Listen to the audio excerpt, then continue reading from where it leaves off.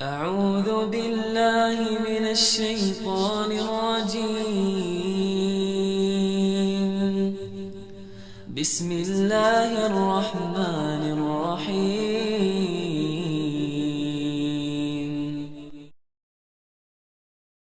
Assalamualaikum warahmatullahi wabarakatuh. Bismillah, walhamdulillah, thumma salatu wassalamu ala rasulillah, habibina wa qudwatina Muhammad ibn Abdillah, wa ala alihi wa ashabihi wa mawala, wa man tabi'alah ila yaumil qiyamah. Wa ba'dah. Pertanyaan menarik yang akan kita cari tahu jawabannya. Jawabannya semoga nanti bermanfaat bagi kita dan semakin hati-hati dalam bersosialisasi dan dalam meneguhkan jati diri kita sebagai seorang muslim yang taat kepada Allah dan Rasul-Nya. Amin. Allahumma amin. Begini pertanyaannya. Bagaimana kalau seumpama ada orang punya hutang tapi dia pengen sodakoh? Bahkan lebih ekstrim lagi, sebetulnya dia punya hutang dan hutangnya itu mau jatuh tempo, tapi dia tidak peduli, dia lebih memilih untuk bersodakoh. Bagaimana hukumnya? Nah, ini terkadang memang kita jumpai di sekitar kita, atau mungkin kita yang mengalaminya demikian. Dorongan untuk bersodakoh terkadang melupakan kalau kita punya tanggungan yang wajib. Dorongan kuat untuk berinfak menjadikan kita lalai kalau kita punya tanggungan di sana, punya tanggungan di sini.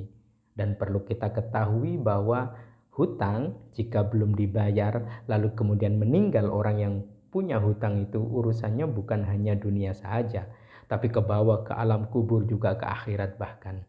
Maka mudah-mudahan Allah Subhanahu wa taala menyelamatkan kita semua. Hutang memang tidak salah, hutang itu diatur, tapi hati-hati, jangan mudah hanya ketika mau berhutang, namun mudahlah ketika kita akan membayarnya. Nah, berikut ini saya akan bacakan dan semoga ini menjadi jawaban yang baik, lurus dan benar bagi kita semua karena kita merujuk di dalam kitab-kitab para ulama salafunas salihun. Pertama, di dalam kitab Al-Majmu' dijelaskan bismillahirrahmanirrahim, idza arada shadaqatat tatawwu'i wa alaihi dainun. Kalau ada seseorang mau berinfak bersedekah padahal dia punya hutang, faqad atlaqa al-musannifu wa syaikhuhu Abu Thayyib wa ibnu Dhabba wa ibnu Sabbah wal Baghawi wal akharun annahu la yajuzu shadaqatut tatawwu'i. Disebutkan kalau ada orang yang ingin berinfak dan bersedekah padahal dia punya hutang, maka al-musannif dalam hal ini Imam Nawawi, juga gurunya yaitu Syekh Abu Thayyib, juga Syekh Imam Abu Ibnu Sobah, Imam Baghawi dan banyak ulama-ulama yang lainnya, la yajuzu, tidak diperkenankan untuk sedekah, tidak diperkenankan untuk berinfak. Liman huwa muhtajun ila ma yatasaddaqu bihi liqada'i dainihi, bagi orang yang membutuhkan apa yang mau disedekahkan itu mestinya untuk membayar hutangnya.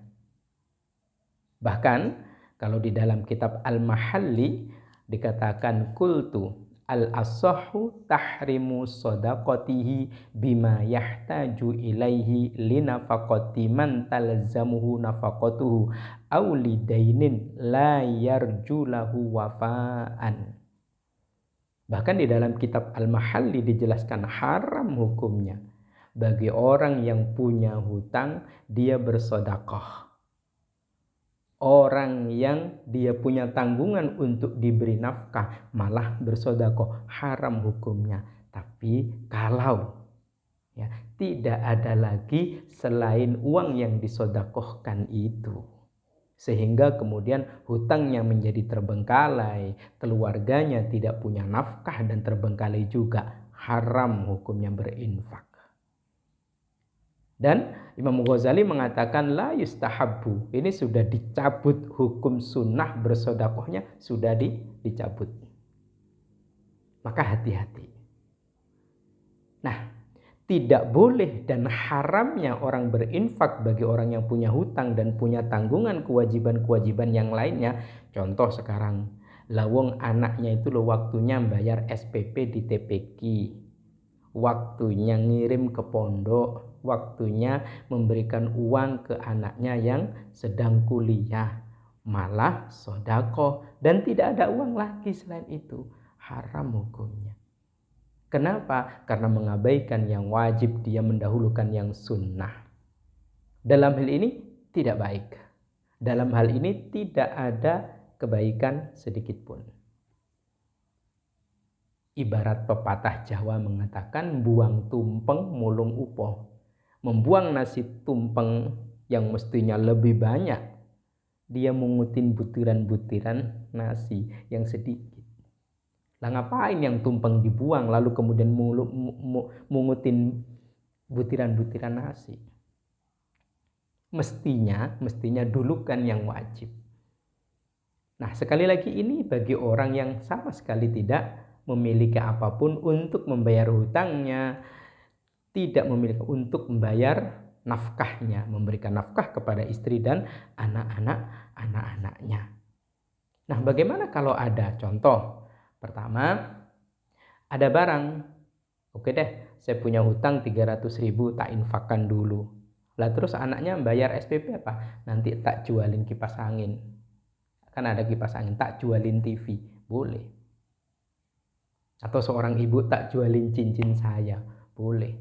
Waktunya memberikan uang ke anaknya yang kuliah, anaknya yang di pondok. Nanti tak jualin gelang. Boleh. Silahkan berinfak. Karena ada yang dijaga nih, kata orang Jawa. Ada persediaan lain. Atau masih ada uang tabungan. Gitu. Oh memang uang cash ini, tapi uang tabungan ada. Tidak ada masalah. Kesunahannya tidak dicabut dan tetap hukumnya disunahkan untuk berinfak dan bersedekah.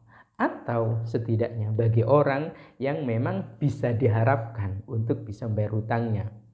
Contoh, 2 hari lagi saya gajian, 2 hari lagi panen, 2 hari lagi teman saya yang punya hutang akan bayar. Ada persediaan, maka diperbolehkan untuk bersedekah karena ada yang persediaannya untuk bayar hutangnya, untuk nafkah anak dan istrinya termasuk keluarganya. Maka hati-hati, kalau memang tidak ada lagi hutangnya 300.000, ada 300.000 kok diinfakkan, barang-barang di rumah nilainya tidak sampai itu, tidak ada yang diandelin, sudahlah stop berinfak dan sedekah, jadikan itu untuk bayar hutangnya atau jadikan itu untuk bayar nafkah anak dan istrinya. Biaya pendidikan hukumnya wajib bagi orang tua.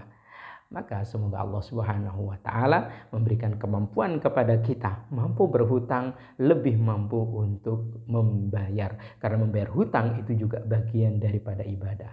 Kalau berhutangnya ibadah, tentunya membayar hutangnya itu juga ibadah. Karena apa? Hukumnya wajib. Tidak ada hukum wajib tanpa ada pahala.